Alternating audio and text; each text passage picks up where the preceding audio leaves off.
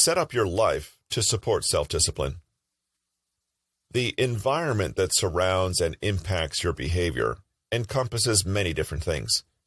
The people you spend time with, including friends and family, the attitude and mindset you hold, i.e., your mental or inner environment, the physical environment around you, for example, your desk and workspace, the reading material you expose yourself to, your daily habits, including diet, exercise, hydration, screen time, and sleep quality, how organized your daily routines and habits are, or not, your physical and mental health and well-being, the support you're receiving from others, the presence of addictive, distracting behaviors and temptations, your surrounding culture and context, your own personal willpower and intention for yourself.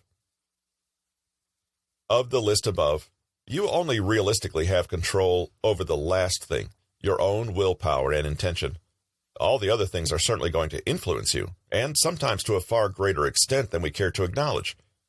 Many people say, you are the average of the 5 people you spend the most time with, meaning that the people around you have a powerful effect on shaping your behavior, which in turn impacts your choices, your actions, your self-identity, your worldview.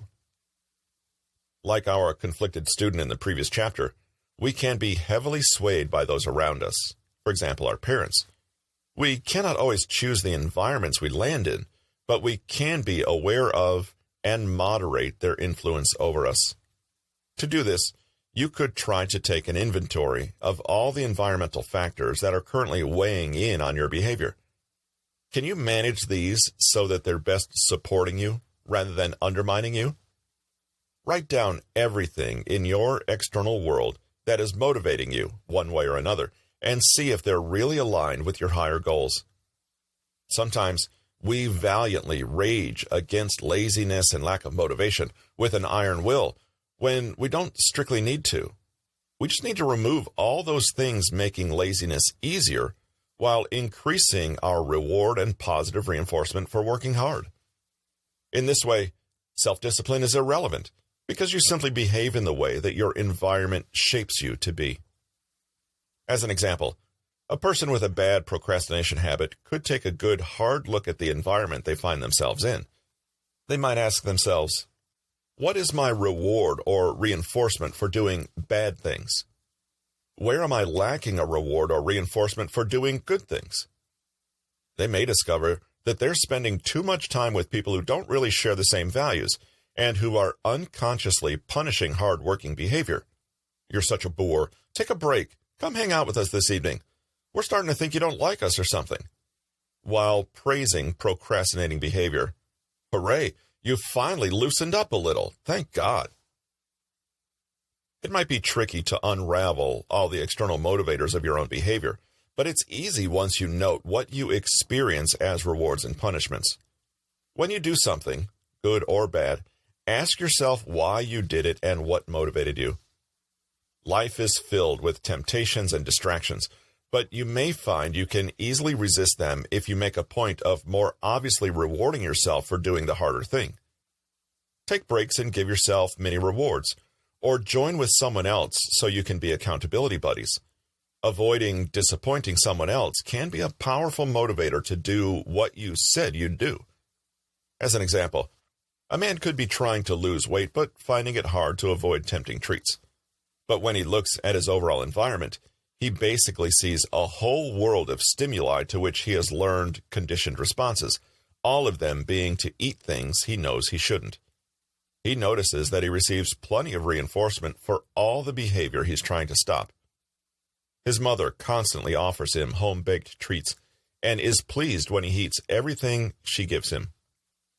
He has several friends who encourage a habit of eating out in big buffets together, generating plenty of positive feelings around eating too much. He works in an office where corporate cake culture reigns supreme, and eating a big slice several times every month is seen as being supportive of good team harmony. He has a wife who often suggests getting takeout on stressful days, and he associates these with the quality time they share. In fact, the more he follows this line of thinking, the more he starts to see food as a rewarding experience, because every aspect of his life has framed it as something that brings about comfort, socializing, relaxation, and companionship. He understands that he could break this association with self-discipline alone, but he could also make things a bit easier on himself by not giving himself so many appealing temptations to be self-disciplined against. So, he joins a dieting group where he's praised often for sticking to his plan. He gets his wife to work with him on his goals rather than against them. He spends quality time with her in the kitchen instead, cooking healthy meals. He offers to occasionally bake the cakes for colleagues' birthdays so he can show his community spirit while not having to literally eat the cake. And he could start suggesting other activities to do with his friends that don't involve food. Granted, he'll still need willpower and self-control to reach his ultimate goal, but it will be much easier if the rest of his environment is supporting him as much as possible. If you can, make doing the right thing easier and more rewarding than doing the wrong thing. Take the time to make new associations. Don't mentally connect the work it takes you to achieve your goals with avoidance, laziness, fear, or disinterest. Rather, form positive associations. Pair challenging tasks with more pleasant ones. For example, if you always give yourself a tiny treat after every study session, you'll be making it that much easier to want to do study lessons. No willpower required.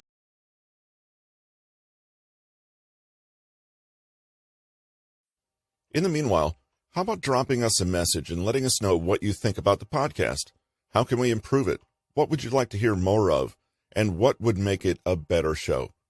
You can send us an email or leave us a comment online by following the links in the show notes. Thanks again.